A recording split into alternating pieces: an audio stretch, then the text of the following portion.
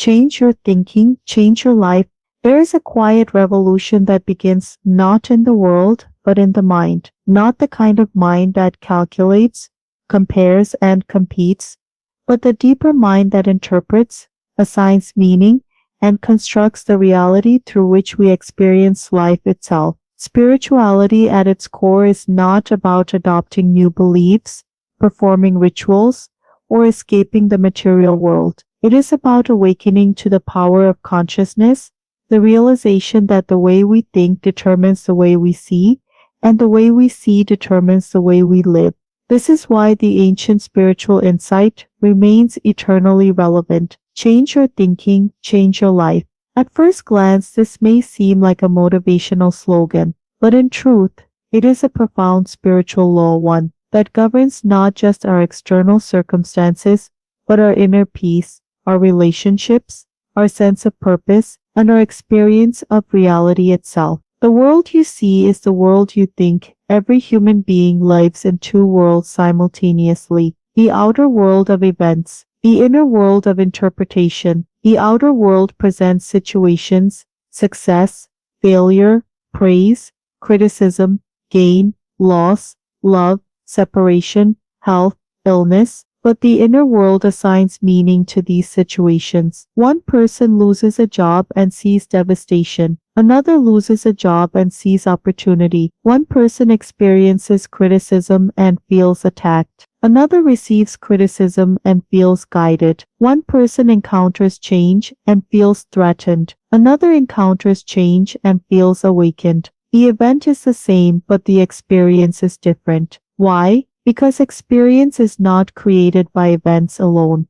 It is created by thoughts about events. From a spiritual perspective, suffering does not arise from what happens to us, but from what we believe about what happens to us. We do not see reality as it is. We see reality as we are. Spiritual traditions across time have pointed to the creative nature of thought, not merely in shaping mood or emotion, but in shaping perception itself. Thought is not passive. Thought is interpretive. Every thought you hold is like a lens placed over your awareness. Through this lens, you filter everything you encounter. A thought of fear turns uncertainty into danger. A thought of trust turns uncertainty into possibility. A thought of lack turns simplicity into deprivation. A thought of gratitude turns simplicity into abundance. In this way, thinking becomes a silent architect, constructing the psychological environment in which you live. Two people may occupy the same physical space,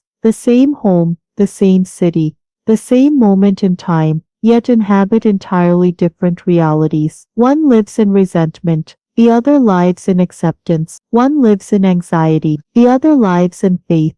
Their lives are not defined by geography, but by interpretation. Change the interpretation, and the life that is experienced begins to change. The habit of unconscious thinking. Most thinking is not deliberate. It is inherited. It arises from childhood conditioning, cultural expectations, past experiences, social comparison, emotional memory, fear of uncertainty. These accumulated impressions form what spirituality often refers to as the conditioned mind, the automatic system of beliefs and reactions that operates beneath conscious awareness. This mind constantly narrates, "This is unfair. I am not enough. They should not have done that. This will never work. I always fail. Things never go my way." These thoughts appear so frequently that they are rarely questioned. They feel like facts rather than interpretations. But from a spiritual standpoint, they are stories told so often that they masquerade as truth. When left unexamined, these stories become the blueprint for our lives. They influence the risks we take or avoid, the relationships we pursue or sabotage, the opportunities we recognize or overlook, the peace we feel or resist. In this way, unconscious thinking quietly perpetuates unconscious living. Awareness, the first step toward change. You cannot change what you are not aware of.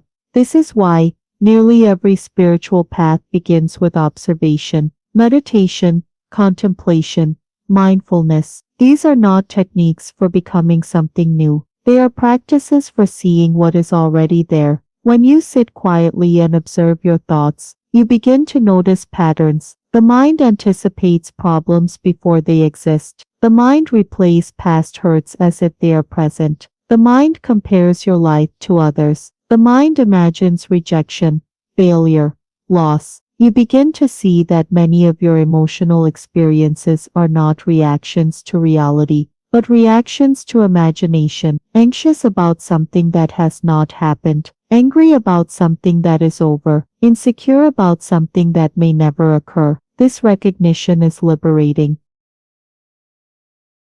Because once you see that thoughts are creating suffering, you also see that different thoughts can create peace. The spiritual power of reframing, changing your thinking, does not mean denying reality. It means interpreting reality in a way that aligns with growth rather than fear. A challenge can be seen as punishment or as preparation. A delay can be seen as obstruction or as timing. A mistake can be seen as failure or as feedback. A loss can be seen as emptiness or as space for something new. This shift in thinking is often called reframing, but spiritually it is transformation. Not because the world has changed, but because your relationship to the world has changed. And relationship determines experience. Many of our thoughts are rooted in resistance. This should not be happening. I don't want this. This is wrong. Resistance creates tension between what is and what we believe should be. This tension is experienced as suffering. Acceptance, on the other hand, does not mean approval. It means acknowledgement. It means seeing reality without immediately wishing it were different. When thinking shifts from resistance to acceptance, stress becomes manageable. Pain becomes instructive. Uncertainty becomes tolerable. Change becomes navigable. Acceptance creates space, and in that space, wise action becomes possible. Faith, spiritually understood, is not blind belief. It is a pattern of thinking that trusts the unfolding of life, even when outcomes are unknown. Fear says, "What if this goes wrong?" Faith asks, "What if this leads somewhere meaningful?" Fear imagines disaster. Faith imagines possibility. Both are acts of imagination. Both are thoughts about the future. But one contracts the spirit, while the other expands it. Changing your thinking from fear-based to faith-based does not guarantee that life will become easier, but it does transform how life is experienced. As thinking changes, relationships change. When you think they are against me, you become defensive. When you think they are struggling, you become compassionate. When you think, "I must prove myself," you become anxious. When you think, "I am enough," you become relaxed. When you think, "This always happens to me," you become resentful. When you think this is an opportunity to grow, you become resilient. Compassionate thinking dissolves conflict, both internally and externally. Just as plants grow according to the soil in which they are planted, human lives unfold according to the mental environment in which they are rooted. A mind dominated by scarcity will interpret generosity as risk. A mind dominated by trust will interpret generosity as connection. A mind dominated by judgment will interpret difference as threat. A mind dominated by curiosity will interpret difference as richness. Your inner environment determines what kind of life can grow. Change the environment and new possibilities emerge. Living the change. Changing your thinking is not a one-time decision. It is an ongoing practice. A moment-to-moment willingness to question assumptions, release resentment, reinterpret difficulty, choose gratitude, embrace uncertainty, extend kindness. Over time, these small shifts accumulate. What once triggered anger now invites patience. What once provoked anxiety now invites curiosity. What once caused despair now invites reflection. Life may still present challenges, but the life that is lived within those challenges becomes lighter. In conclusion, the mind as gateway spiritual growth is not about escaping the world. It is about seeing it clearly, and clarity begins in the mind. When thinking changes, perception changes, emotion changes, behavior changes, relationship changes, experience changes, and as experience changes, life itself begins to feel different. Not because the outer world has transformed overnight, but because the inner lens through which it is seen has been polished. Change your thinking, and you do not merely change your mood or your outlook. You change your life.